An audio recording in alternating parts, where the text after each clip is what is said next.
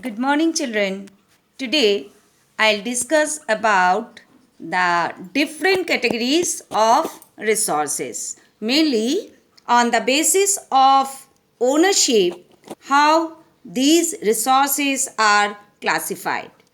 In the previous session, I discussed about the resources under on the basis of origin, on the basis of its exhaustibility, what is resource, all these I have discussed. Today, I'll start with that on the basis of ownership. On the basis of ownership, resource all the resources are categorized under four. That is, first one, individual resource. Second, community resource. Third one, national resource. And fourth one, international resource.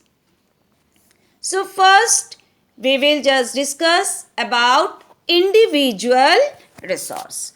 All these individual resources are our own car, own house. These are the individual resource. Means the person or the group of persons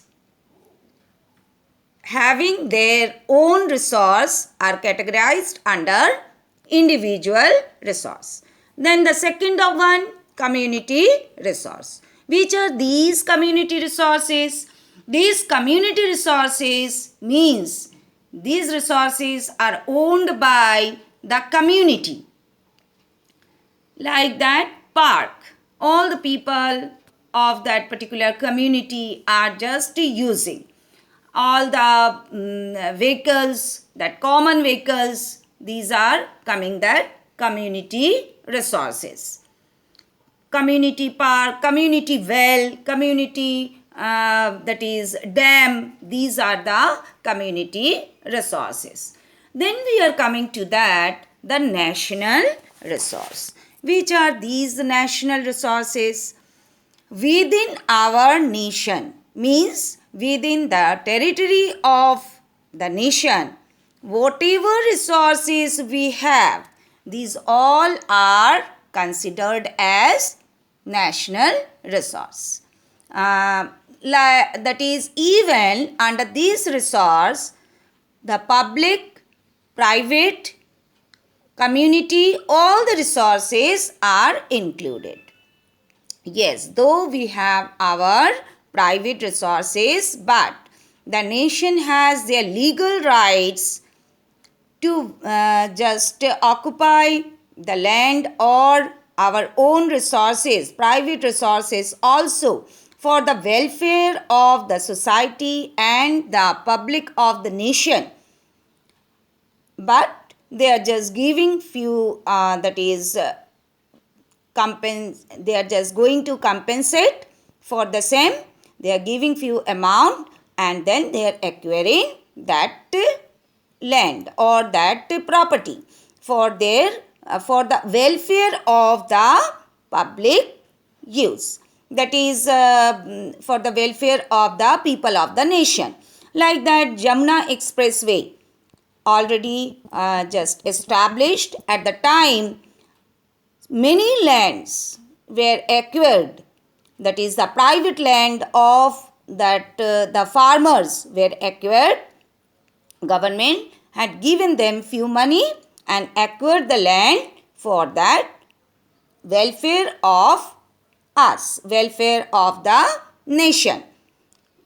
These are known as national resources. So understood that whatever is there within the territory of the nation, these all the resources are considered as the national resource. Now we will come to that international resource. I'll show you another video clipping. I'll just give you so that you can just see. Already I have chalked it out. So I'll just show you in that next video clipping. I'll upload you soon. And in that video clipping you will just see. Already I have just chalked out. But just listen carefully, and then only we will come to know that international resources. What are the international resources? Very important, because individual resources we can understand easily. This is our own property, our own resource, and then community resource owned by the community. Then the national resource, that is within the territory of our nation. And then the international resources. International resources, the territory of the nation, that is clear. That after that territory of the nation, in that that is, we know that if we'll take that example of our country, India, that is the vast area, vast coastline we are just having. And in that coastline, that is in between that ocean, that is from our territory to the ocean, that is 12 nautical miles. Up to 12 nautical miles, that is also considered our national resource. Up to 12 nautical miles. What is nautical miles?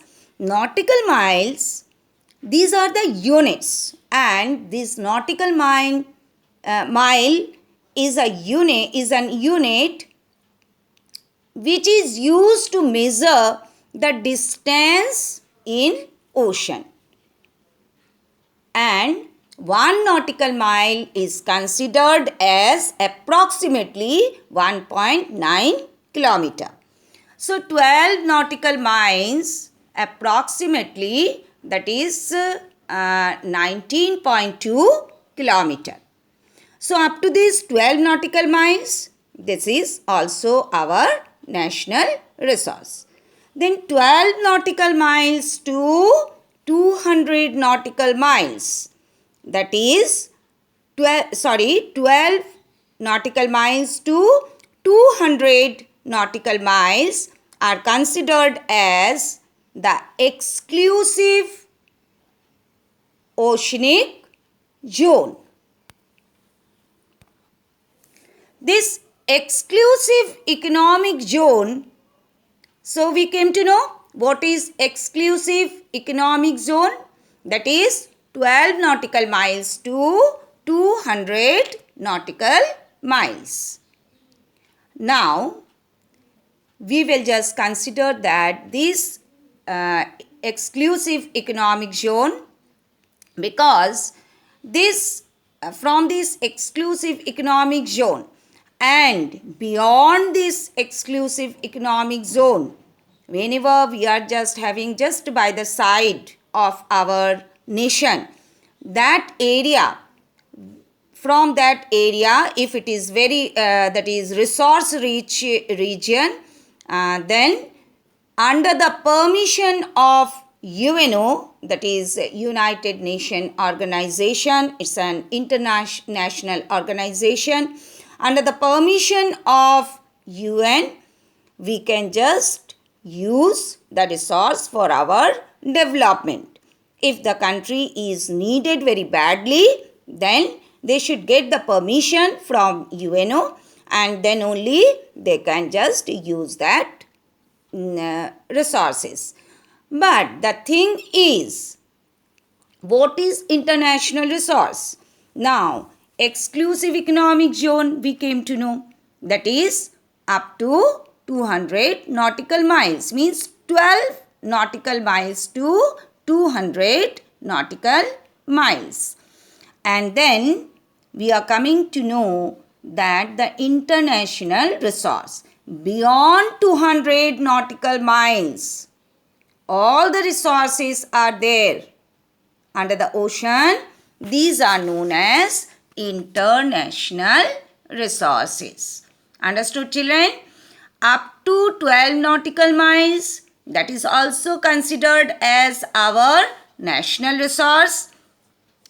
12 nautical miles to 200 nautical miles, we will 12 nautical miles to 200 nautical miles, we will consider as exclusive economic zone, and beyond 200 nautical miles, we will consider as our international resource.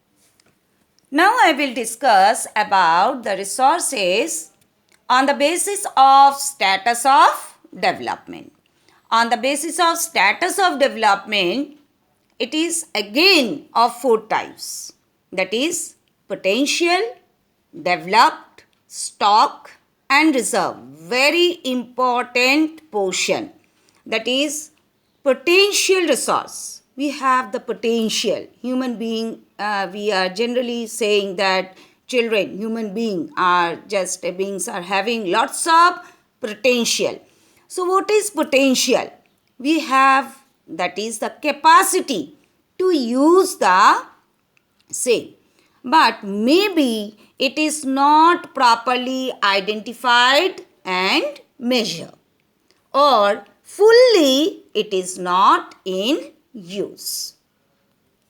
Then we are coming to the developed resource. What are these developed resource? That is already measured, identified, we all are in use. So these are the developed resource. Then we are coming to this one, that is the stock.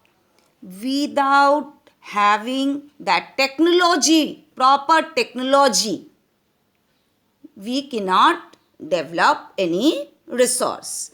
So we already came to know in our previous class, that is the technological accessibility should be there. So the problem is with the stock, that is the technological know-how is not properly there, and that's why lack of technological know-how, we cannot use the resources. That I'll just gradually come with the example so it will be clear to you. And then the reserve, the portion of developed resource, knowingly we are keeping for the future use. So that is the reserve. To understand these resources, we will take help of following four facts. What are these? First one, availability of technology. So first we will discuss availability of technology for all these types of resources. Potential resource, yes, available technology is there, but sometimes it is not fully in use. Then the second, that is the developed resource. Yes, with the help of available technology only, we are just having all these resources in use, because the quality and quantity are already measured. Then we are coming to that, the third that is category, that is the stock. For stock, the technology is not available. So availability of technology is not there. And then we are coming for that reserve. Yes, for reserve also the technology is available. There is no problem with the technology. Then the second thing we will consider, that is willingness to use. Are we willing to use it, use the resource or not? For that, category 1, 2 and 3 means, that is the potential resource, developed resource, stock. For all these three resources, it should be yes, we are willing to use it. But for the fourth option, reserve, we are not willing to use this resource. Now the third thing we will consider, that is the person is able to utilize it or not. The person is able to utilize these resources or not. So for the first one, that is potential, it will be no. So why not? That is, it is in your mind. Why not? Because it cannot be used fully. person is able to utilize or not. But the person here cannot use it fully. Why? That is, if we'll take the example here, then we can just take the solar energy, tidal energy in few pockets. To some extent we are using, but not fully in use. Resources under the Antarctic Ocean are not measured and identified. So these are also the potential resources. So that person is able to utilize or not? For this, the first option, that is the potential resource, is not, that is permissible, because these are not totally in use.